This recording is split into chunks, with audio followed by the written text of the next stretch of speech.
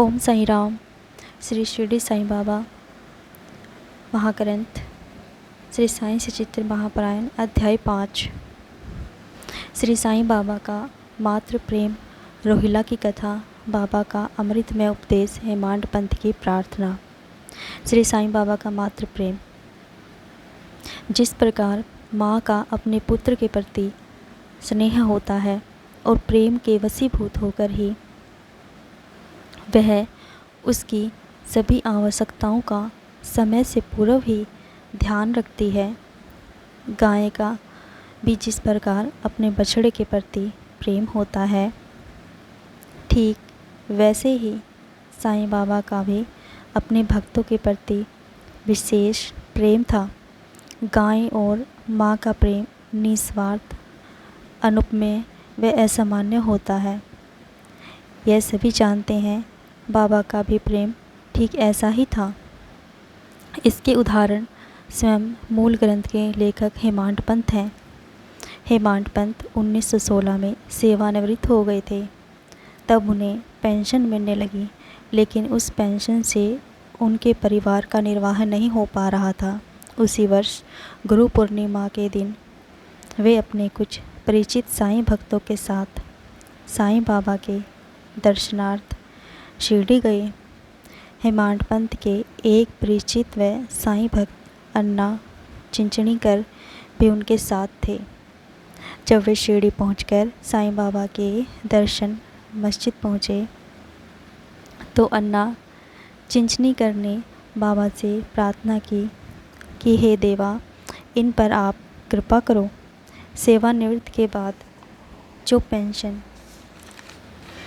इन्हें मिलती है उससे सारे परिवार का निर्वाह नहीं हो पाता, क्योंकि परिवार तो बढ़ता ही जा रहा है। आप कृपा करके इन्हें कोई नौकरी दिलवा दें ताकि इनकी चिंता मिट जाए और ये सुख से रह सके। बाबा मुस्कुराकर बोले कि नौकरी तो इन्हें मिल जाएगी, लेकिन अब इन्हें मेरी सेवा में ही आनंद लेना चाहिए। इनकी कामनाएं सदैव पूर्ण होती रहेंगी। इन्हें सारा ध्यान मेरी ओर करके दुष्टों व अधार्मिक लोगों से दूर ही रहना चाहिए। अब इन्हें हृदय से मेरा स्मरण करते हुए दयालुता व विनम्रता का व्यवहार करना चाहिए। यदि ये ऐसा व्यवहार करेंगे तो सदा सुखी रहेंगे। रोहिला की कथा। साईं बाबा का प्रेम सभी के प्रति सम्मान था। वे सभी वर्णों के लोगों को एक समान प्रेम करते थे। उनकी दृष्टि में न कोई हिंदू था, न मुसलमान या अन्य जाति का अथवा ऊंच नीच था। सभी एक समान थे। ऐसी ही एक कथा है कि एक व्यक्ति शिरडी आया। वह रोहिला जाति का था। वह लंबा चौड़ा व कटे हुए शरीर का था। साईं बाबा के प्रति उसका भक्ति भाव था, इसीलिए वह शिरडी में ही रहने लगा। वह 8 पैर ऊंची व कर्कश आवाज़ में कुरान शरीफ की कलमे पढ़ता था और अल्लाह अकबर के नारे लगाता था। दूसरी ओर शिरडी के अधिकतर लोग जब खेतों से काम करके संध्या घर लौटते और रात्रि में जब विश्राम करने लगते तो रोहिला की आवाज़ के कारण उनके नींद में बाधा पड़ती थी। काफ़ी दिनों तक वे मौन रहकर सब कुछ सहते रहे, लेकिन जब मामला असहनीय हो गया तब एक दिन वे साईं बाबा के पास मस्जिद में गए और रोहिला को ऊंचे स्वर में कलमे पढ़ने व नारे न लगाने के लिए कहने की प्रार्थना करने लगे। लेकिन साईं बाबा ने उनकी प्रार्थना को नज़रअंदाज कर दिया। उन्हें ही आड़े हाथों लेते हुए कहा कि वे लोग रोहिला पर क्यों ध्यान देते हैं, अपने काम पर ध्यान दें। फिर बाबा ने उन्हें समझाते हुए कहा कि रोहिला की पत्नी का स्वभाव अच्छा नहीं है।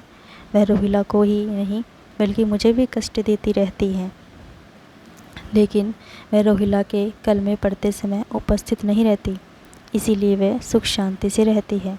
हकीकत में रोहिला की कोई पत्नी थी ही नहीं। यहाँ बाबा का आशय बुरे विचारों के त्याग से था। वे प्रार्थना आराधना को अधिक महत्व देते थे, इसीलिए उन्होंने रोहिला का समर्थन कर शिरडी वासियों को कुछ समय के उत्पात को सह लेने को कहा। बाबा का अमृतमय उपदेश। एक दिन दोपहर की आरती के बाद जब भक्त अपने घरों की ओर लौट रहे थे, तब बाबा ने उन्हें मधुर वाणी में अमृत में उपदेश देते हुए इस प्रकार कहा, तुम कहीं भी जो मर्जी हो करो, लेकिन यह याद रखो कि तुम जो कुछ भी करते हो वह सब मुझे पता है। मैं ही सब जीवों का स्वामी हूँ और सबके हृदयों में वास करता हूँ। संसार के जितने भी जड़ चेतन जीव हैं वे मेरे ही उदर में समाये हुए हैं। समूचे ब्रह्मांड को नियंत्रित व संचालित करने वाला मैं ही हूँ।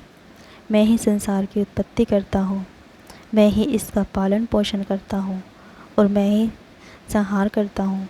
लेकिन जो मेरी भक्ति करते हैं उन्हें कोई भी किसी भी प्रकार की हानि नहीं पहुँचा सकता। जो मेरी भक्ति से विमुख वंचित रहते हैं वही माया के मकर जाल में फंसते हैं। सारे जीव जंतु संसार में दृश्यमान विद्यमान जो कुछ भी है वह सब मेरा ही प्रतिरूप है। साईं बाबा के ऐसे अनमोल अमृतोपदेश को सुनकर हेमांत पंत ने निर्णय कर लिया कि भविष्य में वे गुरु साईं बाबा के अतिरिक्त किसी भी अन्य मनुष्य की सेवा नहीं करेंगे। बाबा ने उन्हें नौकरी मिल जाने की बात कही थी। वह बात उनके मन मस्तिष्क में बार बार उभरने लगी। उन्हें लगा कि क्या ऐसा हो सकेगा, क्या उन्हें नौकरी मिल सकेगी। अंत में उन्हें नौकरी भी मिल गई। फिर भी वे स्वतंत्रतापूर्वक एकाग्र भाव से साईं बाबा का ही जीवन भर सेवा करते रहे। हेमांत पंत की प्रार्थना। हेमांत पंत ने मूल ग्रंथ के पाठककर्ताओं से प्रार्थना की कि वे आलस्य, निद्रा, इंद्रियों की आसक्ति, मन की चंचलता को त्याग कर एकाग्र भाव से साईं बाबा की लीलाओं का स्मरण करें तथा भक्ति के रहस्य को समझें। व्यर्थ की साधनाओं के लिए शर्म न करें। उन्हें चाहिए कि वे साईं लीलाओं के श्रवण जैसे सुगम उपाय को अपनाएं। ऐसा करने से अज्ञान का नाश होकर मुक्ति का मार्ग खुलेगा। साईं बाबा का हृदय में उसी तरह चिंतन करें जिस तरह लोभी व्यक्ति अपने गड़े हुए धन का सतत हमेशा चिंतन करता रहता है। ओम साईं राम।